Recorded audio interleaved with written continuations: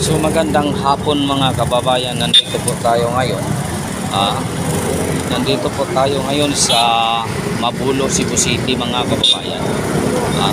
Nandito po tayo ngayon sa Mabulo, Cebu City.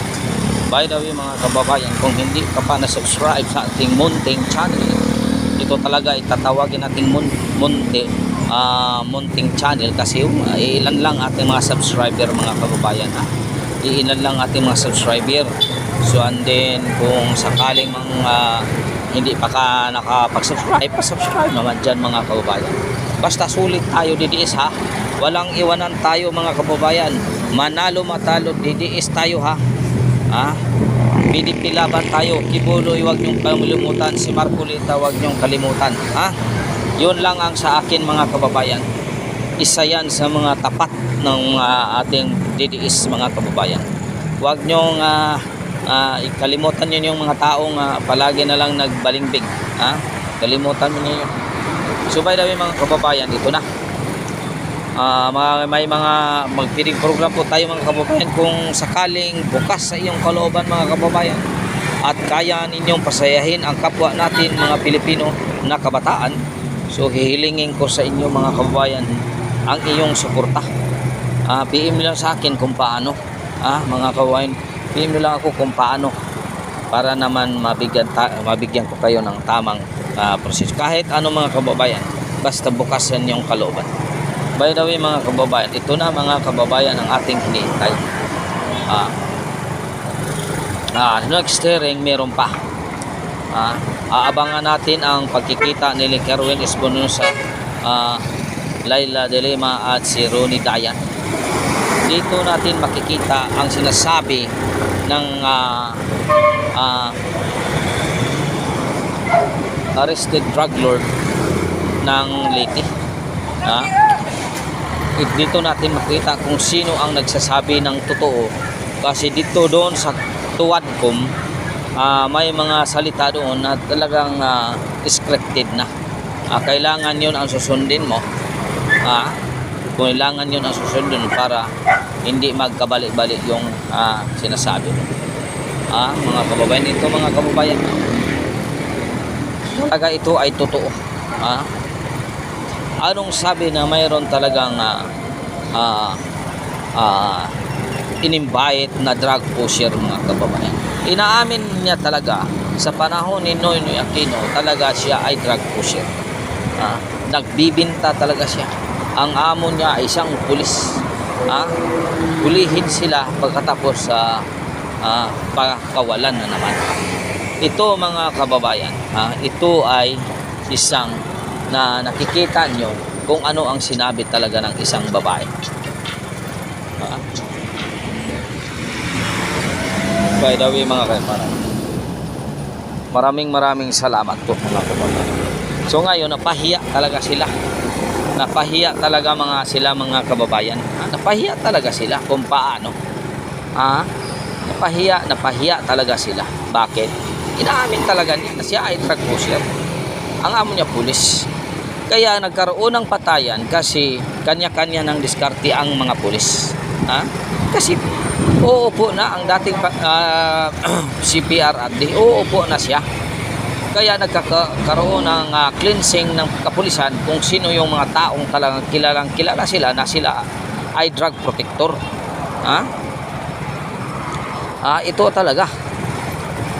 Yun ang totoo. Sinasabi talaga niya sa Senate hearing na talaga siya ay nagbibinta. Nagbibinta talaga siya ng isang drugs, ng droga. At yung yung asawa niya. Kaya sa ganun pa man, inamin talaga niya.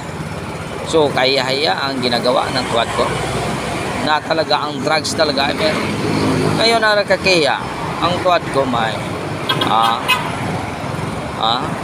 nakakahiya talaga sa isang investigation ng ganito. Tuwadcom, pahiya kayo sa Senate. Kasi sa Senate batas talaga ang kikita nila na gawin ito.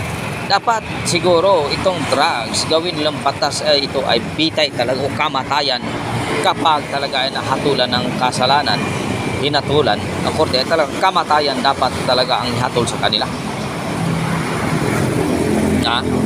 Dapat talaga. So itong ibang tuadcom ay napaka defensive ng drug lord. Napaka protective nila. Hindi nila pinoprotektahan ang inosenteng tao. Bakit ganyan sila, mga kababayan? Hindi nila pinoprotektahan yung inosenteng tao kasi hindi sila nakakita doon ng pera.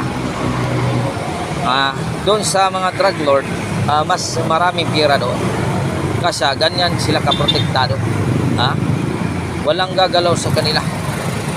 Pinoprotektahan ng congressman, pinoprotektahan ng kapulisan, mas mga general pa.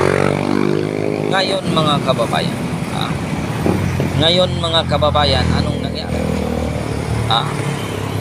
Di kahiya-hiya. Kaya ngayon, ano namang nangyari?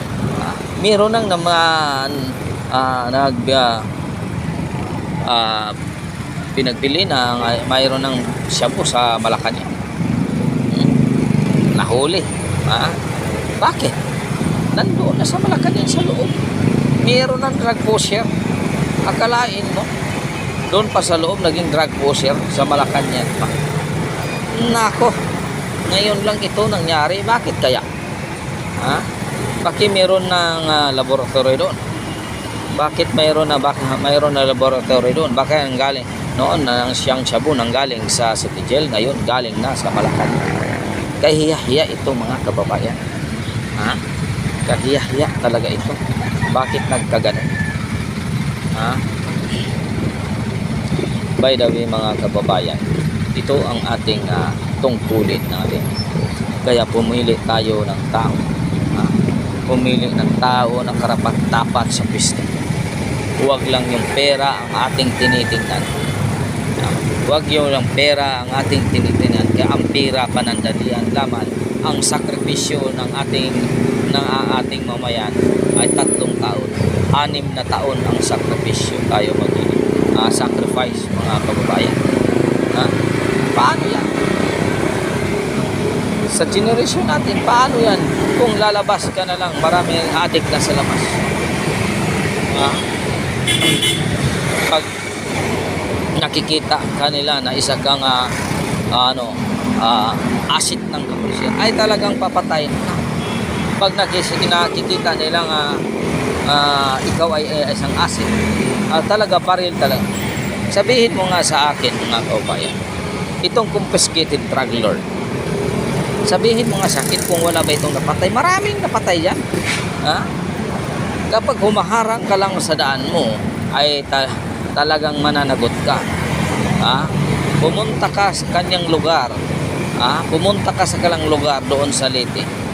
Magtanong-tanong kayo kung ano ang status ng isang taong ito. Magtanong kayo kung ano talaga ang katotohanan ng taong ito. Ito ba ay makadiyos? Ito ba ay makadiyos na taong ito? Mga kababayan, kaya ito ang mangyayari sa inyo kapag ikaw ay cross ka sa kalang landas, ay talagang hindi ka bigyan kahit isang pitek sa buhay. Talagang kikitilin kanila, mga kababayan. So by the way, mga kababayan, hanggang dito na lang po, mga kababayan. Maraming salamat po sa inyong suporta, sa inyong walang sawang pagpanood sa ating mga video. I-like and share ang ating video.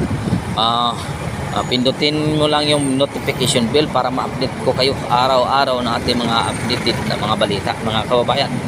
So maraming salamat po. God is good all the time. All the time God is good. Pitching your kaninyong tanan, mga kababayan. Maraming salamat po, mga kababayan.